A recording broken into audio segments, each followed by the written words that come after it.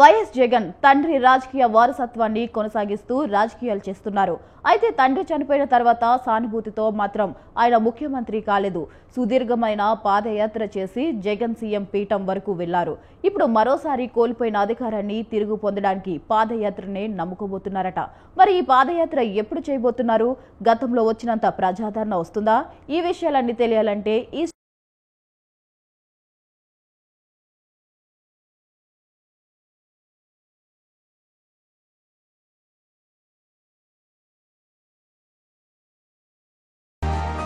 పాదయాత్ర ఈ పేరు చెబితే ముందుగా గుర్తొచ్చేది దివంగత సీఎం వైఎస్ రాజశేఖర రెడ్డి.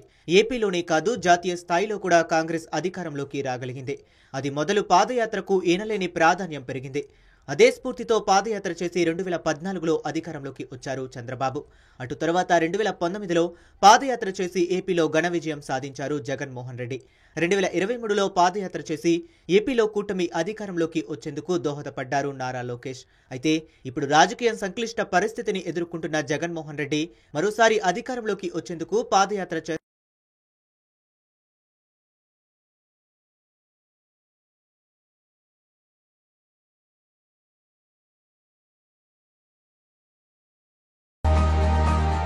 2027, 2028లో పాదయాత్ర ద్వారా ప్రజల్లోనే ఉండి 2029లో అధికారంలోకి రావాలని ప్రణాళిక వేసుకున్నారట.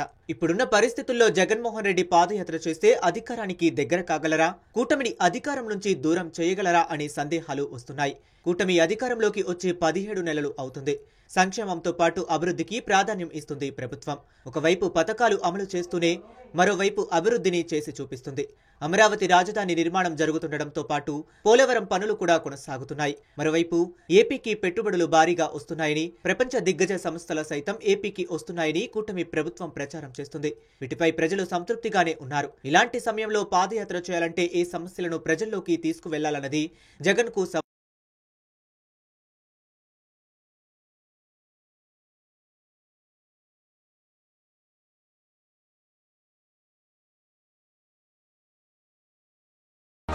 2019 నుంచి 2024 వరకు రాష్ట్రాన్ని పాలించారు.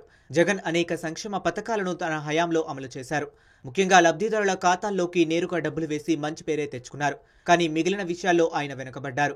ముఖ్యంగా భూముల సర్వే ఆయనకు పెద్ద నష్టాన్ని తెచ్చిపెట్టింది.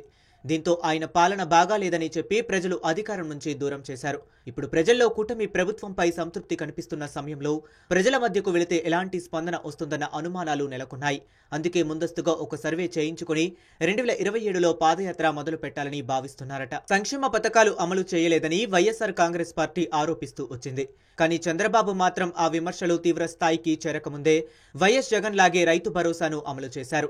మరోవైపు ఇంట్లో పిల్లలు ఎంతమంది ఉంటే అంతమందికి తల్లికి వందనం వేసేశారు. ఆర్టీసీ బస్సుల్లో మహిళలకు ఉచిత ప్రయాణం కల్పించడంతో పాటు 3 గ్యాస్ సిలిండర్లు ఉచితంగా అందిస్తున్నారు. ఆటో డ్రైవర్లకు, మత్స్యకారులకు భృతి అందించడమే కాకుండా పోలవరం నిర్వాసితులకు నిధులు కూడా మంజూరు చేశారు. ఇలా చెప్పుకుంటూ పోతే జగన్మోహన్ రెడ్డితో సమానంగా సంక్షేమ పథకాలను చంద్రబాబు అమలు చేశారు. అదే సమయంలో అభివృద్ధిని చేసి చూపిస్తున్నారు. అందుకే జగన్మోహన్ రెడ్డి పాదయాత్రకు వస్తే గతంలో వచ్చినంత ప్రజాదరణ రాదేమోనని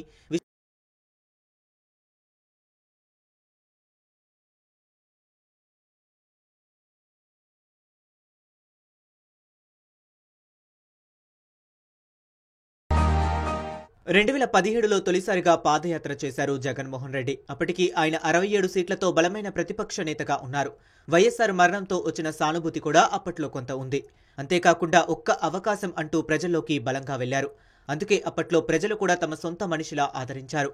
ప్రజలు ఒక్క అవకాశం ఇచ్చినా మెజారిటీ ప్రజల ఆకాంక్షలకు అనుగుణంగా ఆయన పని చేయలేదన్న ఆరోపణలు ఉన్నాయి. పైగా రాష్ట్ర భవిష్యత్తును అంధకారంలోకి నెట్టారన్న బలమైన ఆరోపణను టీడీపీ విజయవంతంగా ప్రజల్లోకి తీసుకుని వెళ్ళింది. ఇటువంటి పరిస్థితుల్లో ప్రభుత్వ వైఫల్యాలు అంటూ ప్రజల్లోకి వస్తే ఆయనకు ప్రజల మద్దతు లభిస్తుందా అనే